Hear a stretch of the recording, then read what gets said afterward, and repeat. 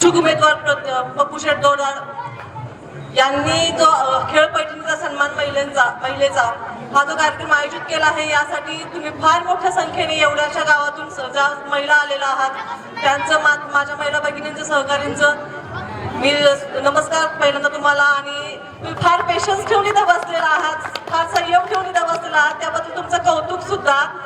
म्हणून मी जास्त वेळ घेणार नाही तुमचा.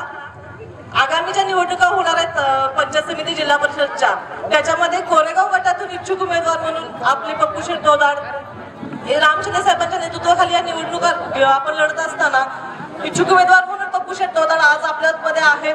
त्यांच्या सौभाग्यवतींसाठी खरं तर खूप जणांनी खूप काही सांगितलेलं आहे आणि पप्पू शेठ अशा आहेत तशा आहेत, पण माझा स्वतःचा अनुभव असा आहे की आमची काही फार दिवसांची ओळख नाही, फार तर 2 वर्षाची असेल, पण मी कधीही कोणत्याही कामासाठी फोन केला तर त्यांनी मला आजपर्यंत कधीच निराश केलेलं नाही. लगेच कॉल बॅक करून फीडबॅक देणे ही त्यांची खासियत आहे. त्याच्यावर मी तुम्हाला त्याचं सगळ्यात जास्त कौतुक वाटतं. आणि तशाच पद्धतीने भावी काळात सुद्धा ते आगामी काळामध्ये सुद्धा ते तुमच्या सगळ्यांच्या सोबत राहतील, तुमची सेवा करतील. त्यांना एक संधी मिळावी म्हणून आज हे तुमच्यात आलेले आहेत. खरं तर एक धडपडीचे, एक नवी उमेद असणारे, रस्त्यावर उतरून कार्य करणारे, प्रत्येक गोष्टीमध्ये सहभाग घेणारे, रामशिंदे साहेबांचे खंदे समर्थक आणि सदैव भाजप बरोबर एकनिष्ठ असणारे असे आमचे दादा आहेत.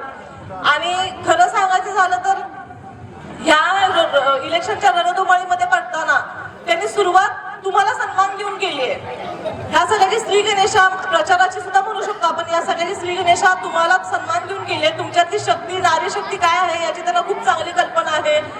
प्रत्येक महिला स्वतंत्र आहे, ती स्वतंत्र विचार करते, मत देते. त्याच्यामुळे हे मताचं दान मागण्यासाठी हे तुमच्याकडे पहिल्यांदा आलेले आहेत. तुम्हाला पहिल्यांदा सन्मान दिलेला आहे. एवढ्या सगळ्या व्यापातून माझ्या माता भगिनी बाहेर पडल्या पाहिजेत, त्यांनी पण एन्जॉय केला पाहिजे.